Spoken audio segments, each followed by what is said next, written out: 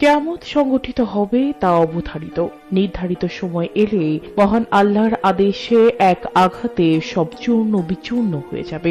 গ্রহ নক্ষত্র খসে পড়বে, গোটা পৃথিবী অন্ধকার হয়ে যাবে। আল্লাহ সুবহানাহু ওয়া তাআলার অপরূপ সৃষ্টি এই পৃথিবী ধ্বংস হয়ে যাবে নিমিষেই। পৃথিবীর বয়স যত বাড়ছে ততই কিয়ামত নিকটবর্তী হচ্ছে।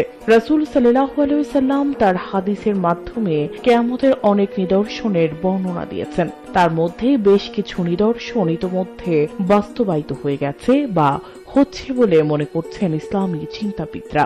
এর দ্বারা এটি প্রমাণিত হচ্ছে যে কিয়ামত অতি নিকটে চলে এসেছে।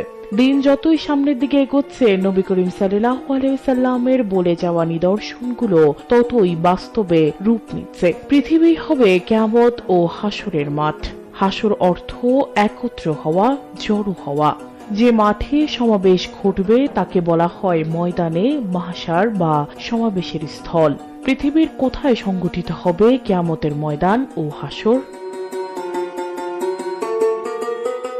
রাসূল সাল্লাল্লাহু আলাইহি ওয়াসাল্লামের সময় শাম দেশ বলতে যেসব অঞ্চলগুলোকে বোঝানো হতো তার মধ্যে অন্যতম ফিলিস্তিন ভূখণ্ড। শাম দেশ বলতে বোঝায় বর্তমান সময়ের সিরিয়া, জর্ডান, লেবানন ও ঐতিহাসিক ফিলিস্তিন ভূখণ্ড।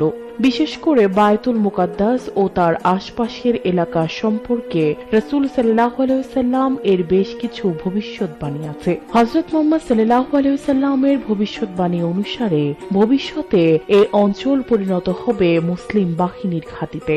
অতীতে এটি ছিল নবী ও রাসূলদের পবিত্র ভূমি। কিয়ামতের পূর্বে এখানেই আসমান থেকে অবতরণ করবেন ঈসা আলাইহিস সালাম।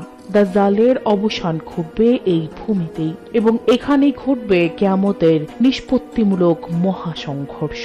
ফিলিস্তিনের গুরুত্ব ইসলাম ও মুসলমানদের মাঝে অপরিসীম। কোরআন ও হাদিসে ফিলিস্তিনের বিশেষ মর্যাদা ও গুরুত্ব উল্লেখ করা হয়েছে, যা প্রতিটি মুসলমানের জানা উচিত। কোরআনের বিভিন্ন স্থানে ফিলিস্তিন, বিশেষ করে বায়তুল মাকদিসের কথা উল্লেখ করা হয়েছে। আল্লাহ তাআলা এই স্থানকে বরকতময় ভূমি হিসেবে অভিহিত করেছেন।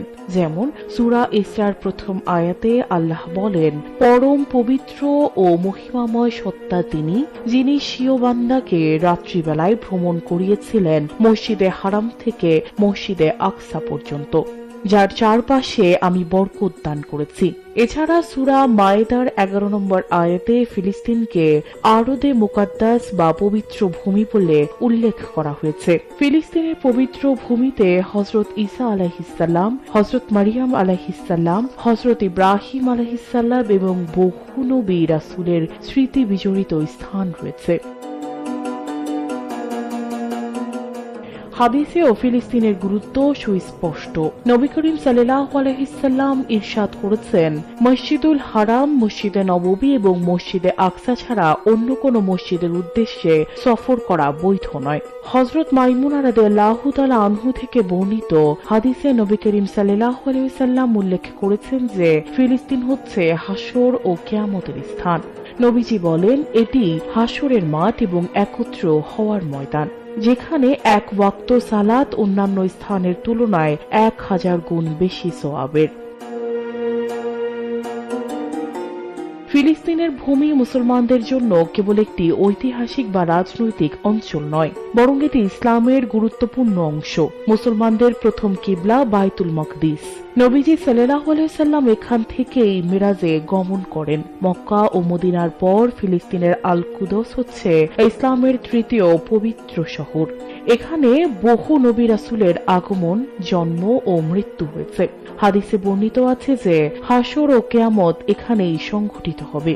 নবী সাল্লাল্লাহু আলাইহি সাল্লাম বলেছেন, শেষ জামানায় বায়তুল মাকদিসের আশপাশে জিহাদ হবে এবং এই দল সর্বদা বিজয়ী থাকবে।